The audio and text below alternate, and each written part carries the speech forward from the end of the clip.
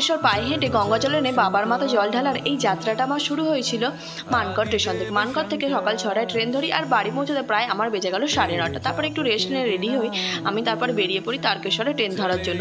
বাবার মন্দিরের সামনে দিয়ে আসার সময় প্রচণ্ড ভিড়। রবিবারও যে এত যাত্রীদের ভিড় হবে ভাবা ছিল না, তাই 12টার ট্রেন ধরতে প্রচুর লেট হলো। মানে কি বলবো, ট্রেন হর্ন ছেড়ে দিয়ে মানে বেজে গেছে, আর আমি তখনও বাইকে মানে যা হোক করে নেবে ছুটে গিয়ে ট্রেনটা ধরলাম। তারপরে আমি বল বম বলে চলে গেলাম শেওড়াফুলি স্টেশনে। সেখানে গঙ্গাজল নিয়ে আমি আর আমার বান্ধবী রওনা দিয়েছি বাবার মাথায় জল ঢালার উদ্দেশ্যে তারকেশ্বরের দিকে। চলো তোমরা আমাদের সাথে আমাদের এই যাত্রার সঙ্গী হয়ে থেকো। এই যে দেখতে পাচ্ছ আমার এই বান্ধবী যার হাত ধরে আছে, ওর বাড়ি হচ্ছে কাঁথি, মানে গঙ্গার ঘাটের পাশেই। 12 নম্বর রোডে ওঠার আগে রাস্তায় দাঁড়িয়ে ছিল। আমাকে হঠাৎ করে বলে, দিদি তোমার ফোনটা পাওয়া যাবে? আমি বলছি কেন? বলছে একবার ফোনটা করবো, আমার কাউকেই খুঁজে পাচ্ছি না। আমি বলছি ঠিক আছে ফোনটা না। ও বাবা, ওনার বরের মানে কি বলবো, ওনার হাজব্যান্ড যে ছিল মানে পিছন দিকে তাকায়নি, বউ রয়ে গেছে আর উনি এগিয়ে চলে গেছে। তারপর ওনাকে নিয়ে আমরা চলে এলাম আমাদের সাথেই সঙ্গী করে। ফোনে যোগাযোগ করে তাকে ডাকাতকালী মায়ের মন্দিরের সামনেই তাকে পাওয়া গেল এবং তার হাজব্যান্ডের হাতে তার বউকে আমি সমর্পণ করে আমি আমার বান্ধবী আবার এগিয়ে গেলাম তারকেশ্বরের উদ্দেশ্যে। রাস্তায় যেতে যেতে তো প্রচণ্ড বৃষ্টি এলো। আমি ভাবলাম আর ভিজবো না, চলো আমার বান্ধবী আর আমি দুজনে মিলে একটা ওষুধের দোকানের সামনে বসে পড়লাম।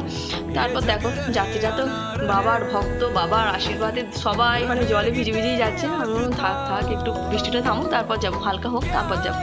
চলো তোমরাও আমাদের সাথে এই যাত্রার সঙ্গী হও। প্রায় 17 কিলোমিটার টপকে আমরা চলে এসেছি। এখনও তারকেশ্বর 22 কিলোমিটার বাকি। রাস্তায় যেতে গেলে মানে যাত্রীদের যদি খিদেও পায়, মানে এত পরিষেবা ভালো, মানে অনেক ভক্তরা জলযাত্রীদের জন্য রাস্তার গায়ে খাবারের স্টল রেখেছে, মানে এগুলো মানে ফ্রিয়ে, তার ভক্তদের যাতে কোনো অসুবিধা না হয়।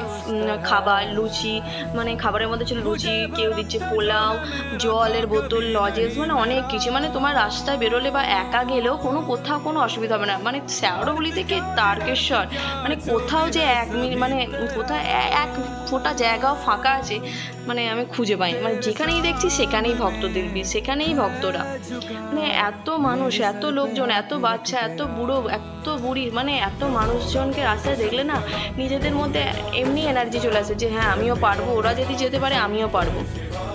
তাই তোমরা যারা যেতে চাইছো বাবার মাথায় জল ঢালতে, বা আমার ভিডিও দেখে যার মনে হচ্ছে যে হ্যাঁ আমি যাবো জল ঢালতে, তো তারাও বম বলে চলো সামনের বছর বা সামনে আর একটা সপ্তাহ বাকি আছে, চলো এই সামনের সপ্তাহতেই বেরিয়ে পড়ো।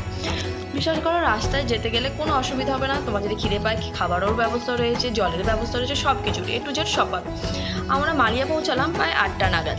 মালিয়াতে দেখো কাশী বিশ্বনাথের সামনে প্রচণ্ড ভিড়, মানে যা হোক করে ঢুকছে মানুষ, জল ঢালছে আর বেরিয়ে পড়ছে, প্রচণ্ড ভিড়। মানে কোনো আশ্রমই ফাঁকা নেই। রাস্তার গায়ে যত রকমের আশ্রম রয়েছিল কোনো জায়গায় ফাঁকা নেই। চিকিৎসা ব্যবস্থা রয়েছিল, সবই ছিল। আর একটা মন্দির দেখলাম ভাইরখণ্ডের কাছে, খুব সুন্দর, মানে হনুমানজির মন্দিরটা দেখো, দর্শন করো তোমরা, খুবই সুন্দর, এত সুন্দর সাজিয়েছে। আর এতটা পথ হেঁটে এসো ভক্তদের মধ্যে এত মানে উল্লাস আনন্দ, দেখো নাচ গান করে, মানে প্রভুর কি লীলা, মানে পায়ে ব্যথা, মানে সেটাও তারা ব্যথাকে ব্যথা মনে করছে না, আনন্দ করে বাবার মাথায় জল ঢালতে যাচ্ছে বম বল। এই হচ্ছে আমাদের ভোলেনাথের দয়া ছাড়া সত্যি কথা বলতে কোনো কিছুই সম্ভব নয়। আর শ্রাবণ মাস প্রতি যেই আমি ভিডিওগুলো দেখছিলাম খালি মনটা আকলি বিকলি করছে, কখন যাব, মানে মুখ থেকে বললাম, মানে আমার বরকে বললাম হ্যাঁ যাও, ব্যাস আমি আমার বান্ধবীকে ফোন করে দিলাম, বম বলে দুজনে বেরিয়ে পড়লাম। অ্যাট লাস্ট আমরা এখানে পৌঁছেছি 12টা নাগাদ, মানে তারকেশ্বর ঢুকেছি 12টা নাগাদ। 12টায় দেখো তখনও মানে 12 নম্বর রুট, মানে লোকনাথ থেকে লাইন পড়ে গেছে এখনও পিছনে কত যে যাত্রী তার নেই ঠিক, ভেতরে মানে লাইন পড়ে গেছে, দেখতেই পেলে 12 নম্বর রুট থেকে কত লাইন পড়েছে। আমিও লাইন দিয়ে দেখো জলের ঘরটা নিয়ে এগিয়ে যাচ্ছি, দিয়ে বাবার মাথায় জল ঢাললাম। লাইন দিতে যা দেরি জল ঢালতে আর দর্শন করতে মাত্র 2 সেকেন্ড টাইম। যাই হোক 80 বছর আবার হবে বম বম ভোলে।